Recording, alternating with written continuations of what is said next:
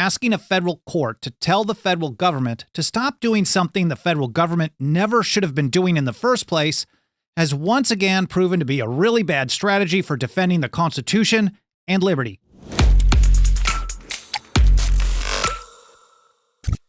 Okay, so that's Nullification News Report number 1.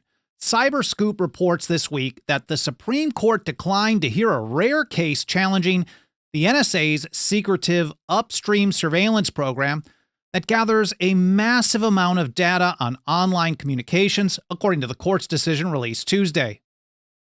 Would you be surprised to know the reason the court declined to hear the case was national security? Neither was I. Basically, they said that even hearing the case would reveal state secrets. And I keep reading the Constitution, and I just can't seem to find this so-called state secret exception. It's as if they read the Constitution as having a clause that says, this Constitution shall be the supreme law of the land, except when violating it is super secret security stuff. Then it's okay. I think John Taylor of Caroline may have summed it up best. He wrote, "There are no rights where there are no remedies, or where the remedies depend upon the will of the aggressor." In other words, if they can violate your rights and just get away with it because they said so, you never really had any rights in the first place. And that brings me to Nullification News Report number 2. There has been a lot of action on bills to ban state and local enforcement of federal gun control since we last covered it. In Georgia this week, the Second Amendment Preservation Act was set to be killed, but a motion made on the Senate floor passed by a vote of 31 to 21, allowing the bill to be moved from a hostile committee that was almost unwilling to even hear the bill to one at least willing to hear the legislation. SB 67 would ban any public officer or employee of the state and its political subdivisions from enforcing any past, present, or future federal acts, laws, executive orders, administrative orders, rules, and regulations that infringe on the right to keep and bear arms. It even has penalties for departments that violate the law and eliminates sovereign, official, or qualified immunity in legal actions brought under the measure. There's a similar bill being considered in Iowa, where a House subcommittee approved H.F. 147 by a vote of 2-1. And in Ohio, where a House committee held its first hearing on HB 51. And on Wednesday, the Kentucky House voted 78 to 19 to pass House Bill 153. It's far more limited in scope than these other bills, but modeled on a 2021 Montana law that's already banning the state from helping the ATF enforce its new pistol brace regulation. Nothing helps us do this kind of work and get this kind of message out to more people every day more than the financial faith and support of our members.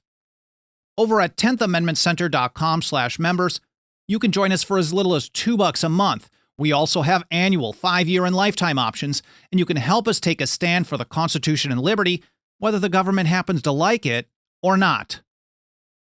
So a big thanks goes out to you through the TAC membership program for sponsoring this episode of Nullification Movement News. Alrighty, welcome back to the show, and last up for today is Nullification News Report number 3. There are at least 10 states considering legislation to do an end run around the Supreme Court-created doctrine of qualified immunity. Invented decades ago out of thin air by the federal courts and then pushed on all 50 states through incorporation, qualified immunity protects government employees who cause harm or death to people, even when they knowingly violate a person's rights. Qualified immunity is legislating from the bench at its worst.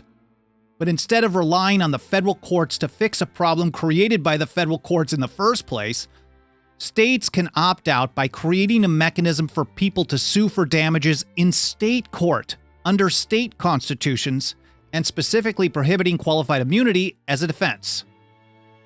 States with bills currently taking this kind of approach include New Hampshire, Texas, Tennessee, Maryland, New Jersey, Oklahoma, Rhode Island, Washington, West Virginia, and New York, where Assembly Bill 4281 specifically states that the doctrine of qualified immunity is hereby abolished.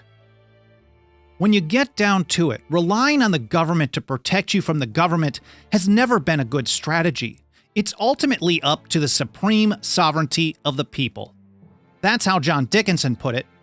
He said, "It is their duty to watch and their right to take care that the Constitution be preserved, or in the Roman phrase on perilous occasions, to provide that the Republic receive no damage."